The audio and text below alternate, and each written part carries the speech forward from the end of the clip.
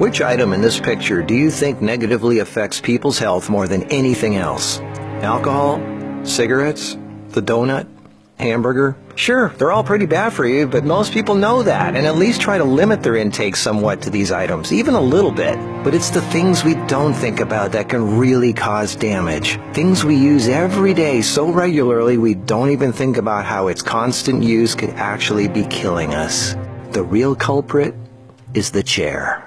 We were given legs for a reason. Most third world cultures don't even have chairs, and they walk an average of 10 miles a day. We in the modern world, on the other hand, spend most of our entire waking days sitting down. People go right from bed to sitting on the toilet, after which they sit at the breakfast table, then they sit in a car as they drive to work and spend the entire day sitting at a desk, only getting up to sit in the toilet and in the cafeteria. Then they sit in the car to drive and sit at the local bar for happy hour. Then when they've had enough of that, they go drive home and spend the rest of the day sitting in a comfortable chair watching TV before they crawl to bed to recover from all the physical exertion that day. And when people go out, they sit at a restaurant or a movie theater. Sitting all day is far worse for you than you might think. A 2010 American Cancer Society study following over 123,000 people from 1993 to 2016 found these alarming results. People who were inactive and sat for over 6 hours a day were 94% more likely to die during the time period studied than those who were physically active and sat less than 3 hours a day.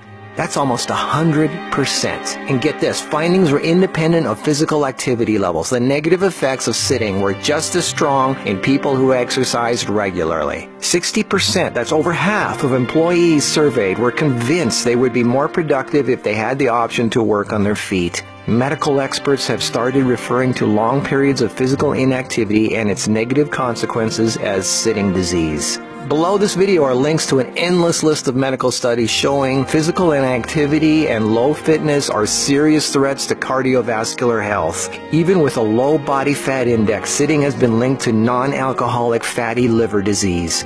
Studies showing differences in brachial and femoral artery responses to prolonged sitting. Studies showing reducing sedentary time may protect DNA. Sedentary lifestyle has been linked to depression. How sitting less increases muscle mass. Multiple studies linking diabetes to inactivity and sitting. Cells in idle muscles don't respond well to insulin, so the pancreas produces more and more, leading to diabetes. And how 5 minutes of standing every half hour can improve glucose metabolism and really help postmenopausal women who are pre-diabetic. Blood pressure drops when standing compared to sitting. A Cornell University study found that sitting more than 1 hour induces biochemical changes in lipoprotein lipase activity, that's an enzyme involved in fat metabolism, and glucose metabolism, leading to deposits of fats in adipose tissue rather than being metabolized by muscle, and increases heart attack risk, coronary heart disease, and kidney disease. This happens in both fit people who do regular aerobic activity and also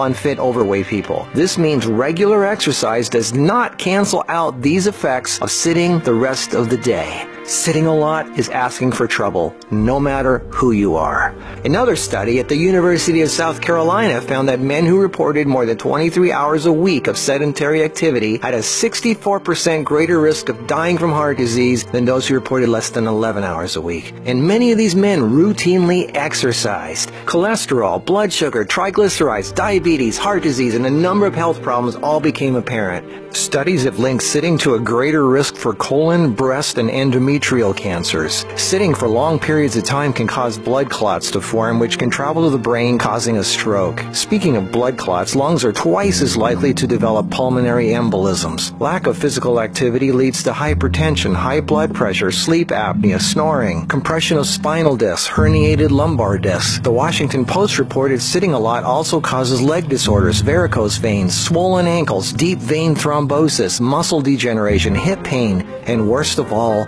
a limp, sagging rear end because the glute muscles not only don't get used, circulation is cut off from the weight of the whole body pushing down on it. Medical News Today announced that our chairs are slowly but surely killing us. The links to all these studies are listed below this video. So what do? We have to work, right? Well, the first thing to have to look at, obviously, is our desk. It's actually becoming commonplace in many offices, factories, and even schools globally to switch to standing desks. They even have desks that instantly adjust from sitting to standing position and back down again as needed. Just Google standing desks and you get all kinds of companies. I myself use standing desks to do my video editing and even have a treadmill desk for doing my office work and online stuff. I find this much more effective than the bicycle desk I have for working on the computer. Even though my legs are moving, you're still sitting, and the leg muscles are not supporting the weight of the body. And this is why being on our feet is so important and effective. The act of standing requires all kinds of muscles to keep us from falling over. Muscles all over our body are constantly adjusting, tightening, and loosening to keep us balanced, from our feet to our legs to our torso, arms, and neck. That's thousands of muscles, big ones, little ones, constantly working to keep us from falling over. And all this work requires energy, which of course comes from our food, and fat, which doesn't get used if we sit around all day.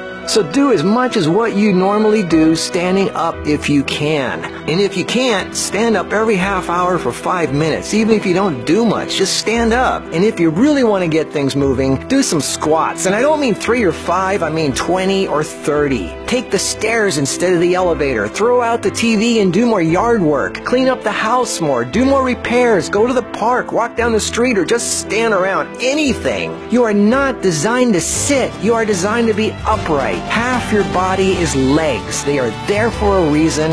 Use them. If you value your life, get off your ass.